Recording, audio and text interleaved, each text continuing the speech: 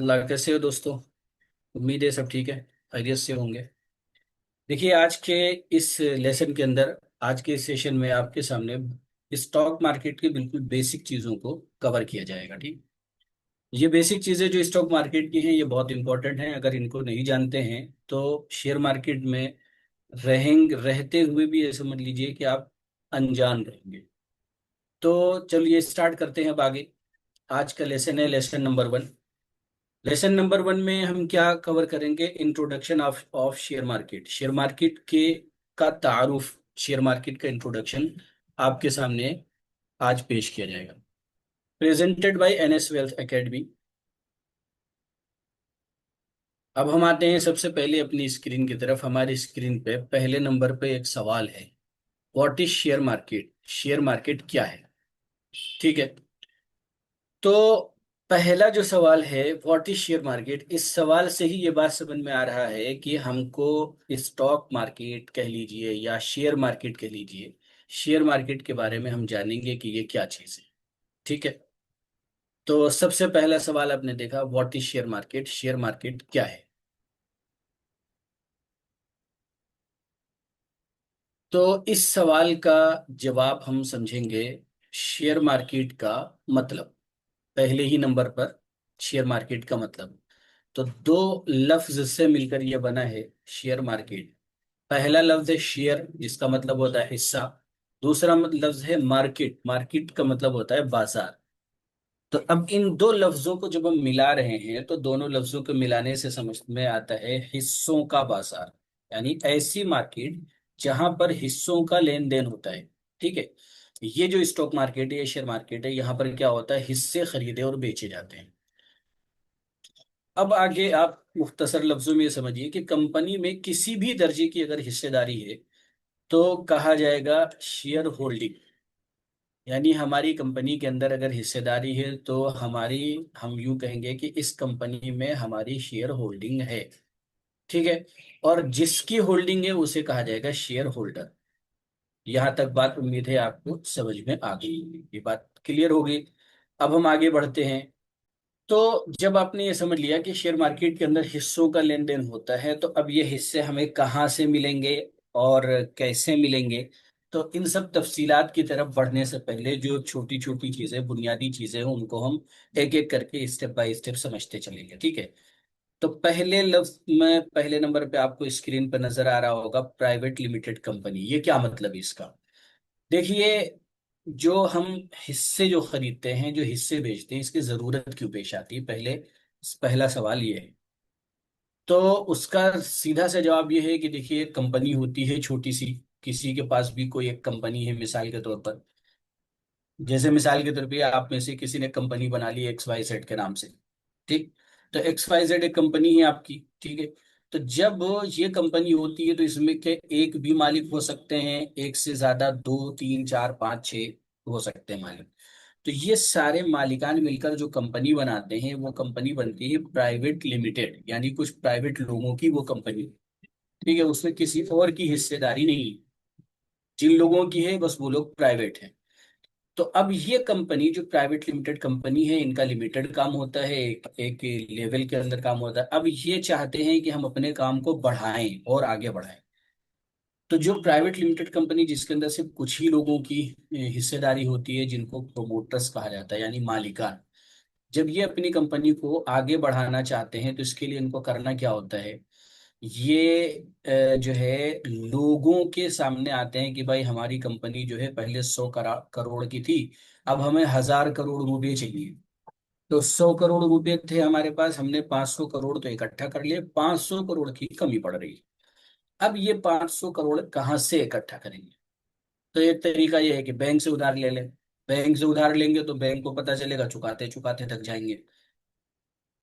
और दूसरा तरीका यह है कि अपनी संपत्ति, अपने पास जो कुछ है वो सब उठा के बेच दिया। वो सारा उठा के बेच दिया तो उसको कोई अकलमंद नहीं कहेगा कि वो सब बिल्कुल बेकार है, कि सारा का सारा बेच दिया। फिर तीसरी शक्ल बचती है, पब्लिक से कहा कि भाई तुम लोग हमारी कंपनी में पैसा लगाओ, हम तुम्हें प्रॉफिट देंगे। तो ये जो प्राइवेट लिमिटेड कंपनी थी, ये लोगों के पास आए और कहा कि हमारी कंपनी में पैसा लगाओ।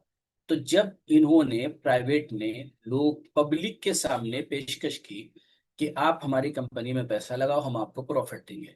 तो ये जो पेशकश कर दिया ये लोगों को, उससे कह दिया कि पैसा लगाओ, यही हो गया कंपनी की हिस्सेदारी बेचना। तो ये जो प्राइवेट लिमिटेड कंपनी थी ना, यहाँ पर इन्होंने अपने हिस्सों को क्या किया कि आधा हिस्सा तो अपने पास रखा, यानी 500 करोड़। 500 करोड़ इन्हें और चाहिए थे। तो इस 500 करोड़ को आम पब्लिक के सामने पेश किया कि भाई आप लोग जो है, तुम्हारी कंपनी, अब जाहिर सी बात है 500 करोड़ एक दो आदमी या दो चार 10 आदमी तो नहीं दे पाएंगे। तो क्या किया कि इन्होंने अपनी कंपनी के मसलन हिस्सा बना दिए 100-100 रुपए के, कि 100 रुपए का एक हिस्सा है।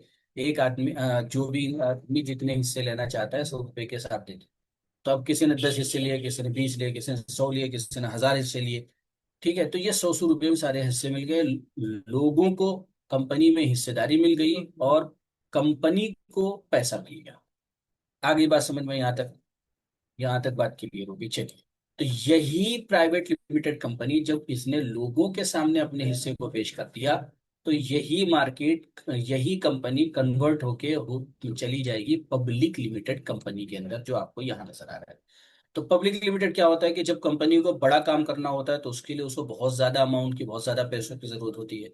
और इतना बड़ा अमाउंट दो चार लोग नहीं दे सकते, इसलिए कंपनी पब्लिक से पैसा उठाती है। और तब वो कंपनी पब्लिक लिमिटेड कंपनी बन जाती है। यहाँ तक बात क्लियर हो गई भाई? उम्मीद है कि आप सबको अच्छे से समझ में आ गया होगा। चलिए हम आगे बढ़ते हैं। अब मसला ये आता है कि जो प्राइवेट लिमिटेड कंपनी थी जो पब्लिक के पास जा रही है, तो मसला यहाँ पर ये आता है कि भाई पब्लिक भरोसा कैसे करे। पब्लिक ऐसे कैसे, ऐसे किसी को तो भरोसा नहीं, किसी ने मुंह उठा के कह दिया कि भाई हमारी कंपनी के शेयर खरीद लो, तो सामने वाला उठा के खरीद ले। ऐसा तो नहीं हो सकता, सामने वाला भाई क्यों खरीदे। तो उसको इत्मीनान और भरोसा दिलाने के लिए बीच में एक आता है जिसे हम कहते हैं सेबी। ठीक है, ये आपको स्क्रीन पर नजर आ रहा होगा, सेबी। SEBI ये शॉर्ट फॉर्म है। इसका फुल फॉर्म होता है securities and exchange board of India, यानी इंडिया की तिजारत की देखभाल करने वाला बोर्ड। ठीक है, सिक्योरिटीज का मतलब होता है मुहाफिज, देखभाल करने वाला। एक्सचेंज का मतलब होता है तिजारत, बोर्ड का मतलब होता है बोर्ड, और इंडिया का मतलब आप समझते ही हैं। तो सेबी का रोल क्या होता है यहाँ बीच में? तो अब हम इसको समझते हैं टेक्स्ट से कि पब्लिक डायरेक्ट किसी कंपनी पर भरोसा नहीं करती। जाहिर सी बात है, कोई भी पब्लिक को ऐसे किसी पर तो भरोसा कर नहीं सकते। तो इसलिए गवर्नमेंट ने एक रेगुलेटर बनाया है ताकि पब्लिक को भरोसा हो सके। तो सेबी जो है ये गवर्नमेंट का बनाया हुआ एक रेगुलेटर है जो जो है स्टॉक मार्केट मार्केट को रेगुलेट करता है, इसकी पूरी निगरानी करता है, कैसे चल रहा है कैसे नहीं चल रहा है, सारी देखभाल करता है, पब्लिक को भरोसा दिलाता है कि भाई तुम जो है अपना आंख बंद करके पैसा लगा सकते हो। ऐसे ही कंपनी की निगरानी करता है कि भाई तुम किसी का पैसा लेके ऐसे भाग नहीं सकते, कमाओ और कमा के लोगों को दो। शर्मा की बात। तो यही काम होता है सेबी का। और ये जो SEBI आपने पढ़ा, इसकी का फुल फॉर्म है securities and exchange board of India. Securities का मतलब मैंने बताया मुहाफिज, जिसको बोला देखभाल। पूरे का अगर हम तर्जमा करें तो ये होगा कि इंडिया की तिजारत या देखभाल करने वाला बोर्ड। समझ में आ गई बात? तो अब सेबी का काम क्या होता है? सेबी ये इंश्योर कराता है, ये पब्लिक को भरोसा दिलाता है कि कंपनी जो है पहले सारी कंडीशंस फुलफिल करे, तब जाके इसको स्टॉक मार्केट में आने की इजाजत मिलेगी। दूसरी बात यह है कि ये जो है काम अच्छे से करे, और इन्वेस्टर्स को भरोसा दिलाता है कि तुम्हारा जो है इन्वेस्टमेंट जो है वो बिल्कुल सेफ है। जो तुम्हारी सरमायाकारी है, जो तुमने अपना पैसा लगाया है, वो सारे का सारा महफूज है, वो कहीं इधर उधर भागने वाला नहीं है। समझ में आ गई बात? तो यहां तक तो हो गया सेबी। अब मसला यहाँ ये आता है कि जब सेबी ने कंपनी को बोला कि भाई तुम जो है हमारे शरायत को पूरा करते हो, लिहाजा तुम जो है हमारी मार्केट में अपनी कंपनी लिस्ट करा सकते हो। तो जब ये लिस्टिंग होती है कंपनी स्टॉक मार्केट के अंदर जो आती है, तो इस पहले आने का जो प्रोसेस होता है उसको कहा जाता है IPO, इनिशियल पब्लिक ऑफरिंग। ठीक है, इनिशियल पब्लिक ऑफरिंग। तो IPO का फुल फॉर्म है इनिशियल पब्लिक ऑफरिंग। इसका मतलब होता है कि पब्लिक के सामने पेशकश करने की इब्तिदा। ठीक है, यानी अपनी हिस्सेदारी जो पब्लिक को पेश कर रहे हैं, जो क्या बोलते हैं बल्क में जो देंगे अपना अपनी हिस्सेदारी, इसको कहते हैं IPO। जब सेबी परमिशन देता है तो कंपनी अपने शेयर्स पब्लिक को ऑफर करती है। इस फर्स्ट स्टेप को, इस पहले कदम को, ये जो पहला कदम उठा रहे हैं ना कि भाई अपना हिस्सा बेच रहे हैं, तो पहले दिन जब अपनी हिस्सेदारी को ये लोगों के सामने पेश करते हैं, तो इसको कहा जाता है आईपीओ, जिसका फुल फॉर्म मैंने बताया, इनिशियल पब्लिक ऑफरिंग, यानी पब्लिक के सामने पेश करने की इब्तिदा। आईपीओ जिस मार्केट में, अब देखिए यहाँ पर एक चीज समझने की होती है कि आईपीओ, देखिए स्टॉक मार्केट के जब हम अंदर आएंगे आएंगे तो वहां पर दो तरह की मार्केट होती है। एक होती है फर्स्ट, जिसे कहते हैं प्राइमरी मार्केट, एक होती है, होता है सेकेंडरी मार्केट। ये तो प्राइमरी मार्केट के अंदर क्या होता है, माल बल्क में बिकता है, यानी जो शेयर्स होते हैं उनका एक पूरा लॉट बना दिया जाता है, मसलन 50 का, 100 का, 200 का। तो एक आदमी लेना चाह रहा है तो उसको 100 शेयर्स पूरे एक साथ लेने पड़ेंगे, 100 में से कम नहीं कर सकते। जबकि सेकेंडरी मार्केट के अंदर आप एक लीजिए, दो लीजिए, पांच लीजिए, 10 लीजिए, जितने चाहे शेयर लीजिए। तो सेकेंडरी मार्केट जो होता है उसको यूँ समझ लीजिए कि वो रिटेल मार्केट है, और प्राइमरी मार्केट जो है ये होलसेल मार्केट है, जिसके अंदर बल्क में लेना होता है। तो आईपीओ जिस मार्केट में लाया जाता है उसे प्राइमरी मार्केट कहते हैं, और उसके बाद जिस मार्केट में शेयर्स का लेन देन होता रहता है, यानी हिस्से जहाँ पर बिकते रहते हैं, वो सेकेंडरी मार्केट। ठीक है, यहाँ तक बात क्लियर हो गई। Okay, next. अब मसला ये आता है कि जब आईपीओ आ गया कंपनी का, तो उसके बाद ये होता है ना कि दुकान कहाँ खोलेंगे, यानी वो जो स्टॉक आया है, जिस कंपनी का हिस्सा आया है, शेयर आया है, वो कहाँ, किस मार्केट में बिकेगा। तो उसको बोलते हैं एक्सचेंज, एक्सचेंजेस, जो लिखा हुआ है ना यहाँ पर स्टॉक, ये ब्रैकेट के अंदर एक्सचेंजेस। तो ये एक्सचेंज उसी को बोलते हैं, शेयर बाजार इसी को करते हैं। आईपीओ आने के बाद कंपनी को किसी बाजार में लिस्ट करना होगा, यानी जो भी कंपनी प्राइवेट लिमिटेड से पब्लिक में कन्वर्ट हुई है, तो वो किसी मार्केट में, किसी बाजार में लिस्ट हो। ठीक है। कंपनी के लिस्ट होने के लिए दो बड़े बाजार होते हैं, इन दोनों में से किसी एक के अंदर कंपनी लिस्ट होगी। एक का नाम है एनएसई, दूसरे का नाम है बीएसई। एनएससी का फुल फॉर्म है नेशनल स्टॉक एक्सचेंज, बीएससी का फुल फॉर्म है Bombay stock exchange. Bombay stock exchange ये एक हाथ से छोटा सा है, लेकिन सबसे पुराना यही है, बीएससी है। और एनएससी जो है नेशनल स्टॉक एक्सचेंज, इसकी तारीख जो है 32-35 साल पुरानी है खाली, लेकिन बीएससी जो है बहुत पुराना है, 100 साल के आसपास होगी कंपनी। इनमें से किसी एक में लिस्ट होगी, कभी कभी दोनों में भी लिस्ट हो जाती है, यानी एक कंपनी कभी एनएससी बीएससी दोनों में होती है, कभी सिर्फ एनएससी में, कभी सिर्फ बीएससी में। ठीक है। तो अगर आप देखने जाएंगे तो एनएससी के अंदर स्टॉक्स जो है वो ज्यादा होंगे, सॉरी, एनएससी के अंदर स्टॉक कम होंगे और बीएससी के अंदर स्टॉक ज्यादा है, यानी कंपनीज 5,000 से ज्यादा कंपनी है बीएससी के अंदर। ठीक है। ये आपको राइट साइड में बिल्डिंग दिख रही है, देखिए ये एनएससी की बिल्डिंग है, ये बीएससी की बिल्डिंग है, यानी ये इनका मेन ऑफिस है, यहाँ से सारा का सारा स्टॉक मार्केट ऑपरेट होता है, और सारी इंडिया में समझ लीजिए यहीं से चल रहा है। अब उसके बाद मसाला आता है कि जब एनएससी बीएससी के अंदर कंपनीज आ गई, सब लिस्ट हो गई, तो उसके बाद एक इंडेक्स बनाया जाता है, जिसे बोलते हैं हम उर्दू में उसको फहरिस्त कह सकते हैं।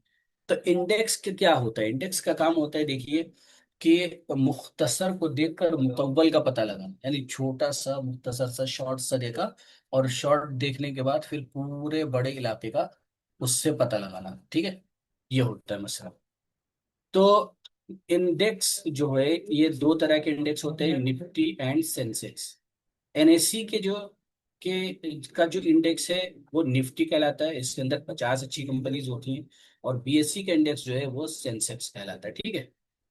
कंपनीज के एनएससी बीएससी में लिस्ट हो जाने के बाद उनका एक इंडेक्स बनता है, दोनों मार्केट के अपने अपने इंडेक्स हैं, जिनमें बेस्ट परफॉर्मेंस वाली कंपनी, यानी जो अच्छा परफॉर्मेंस हम, वो कंपनियां जो साल में रिटर्न अच्छा दे रही है।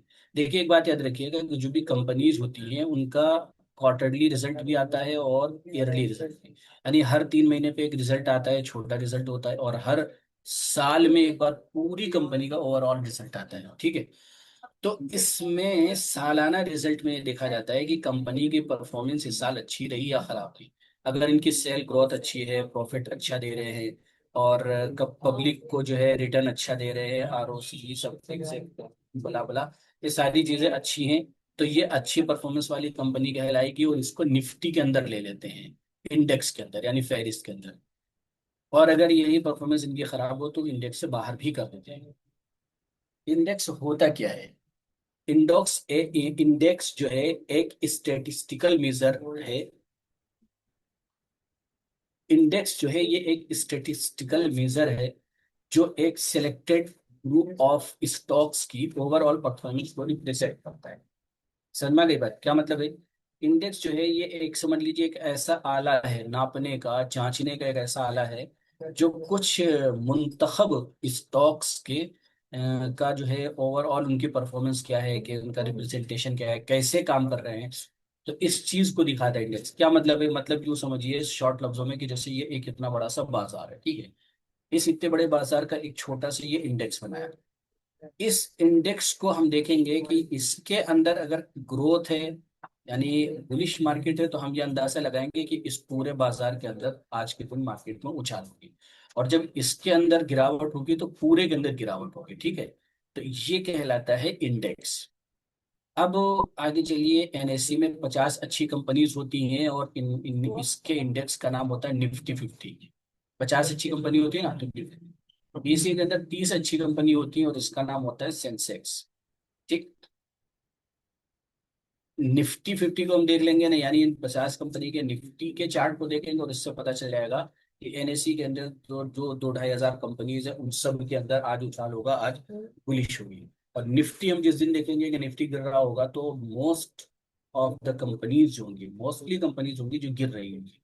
इसी तरीके से बीएससी के अंदर अगर हम जानते हैं तो हम देखेंगे सेंसेक्स। सेंसेक्स अगर सही चल रहा है तो इसका मतलब बीएससी के में 50 हजार से ज्यादा जो 5 हजार से ज्यादा जो कंपनी है वो सब अच्छी चल रही है। और सेंसेक्स गिर रहा होगा तो फिर सब के अंदर 90% स्टॉक्स के अंदर गिरावट।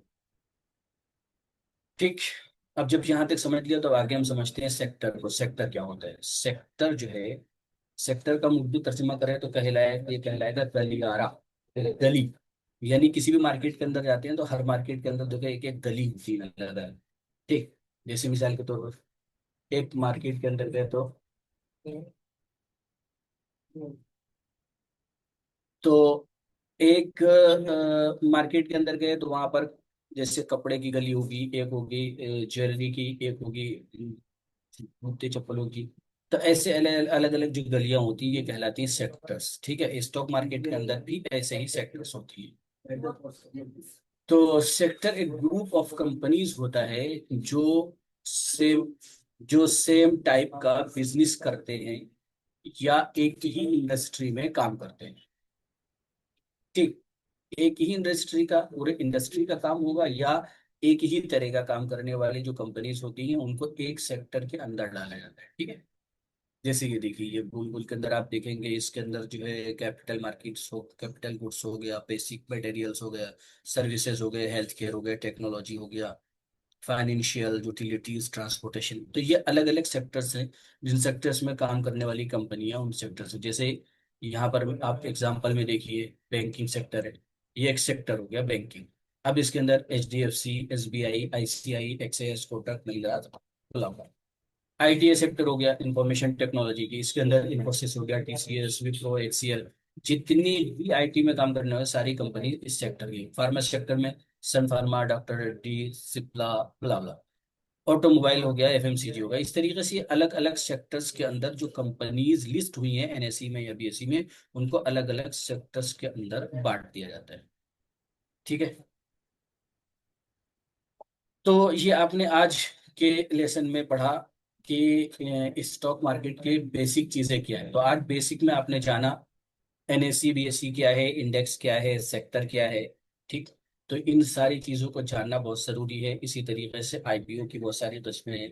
अभी फिलहाल आपने सिर्फ आईपीओ के बारे में जाना है, तो आईपीओ को पढ़ेंगे। आईपीओ को अच्छे से समझ लें, फिर आगे चल के इनकी डिटेल्स स्टडी इंशाल्लाह आएंगे सर। ठीक, आपके सामने। ठीक है। और इसके बाद इंशाल्लाह अगले सेशन के अंदर और भी चीज़ें, बेसिक स्टॉक मार्केट से रिलेटेड जो बेसिक चीज़ें हैं वो कवर की जाएंगी। ठीक है। जज़ाकुमुल्लाह खैर व अहसनल जज़ा।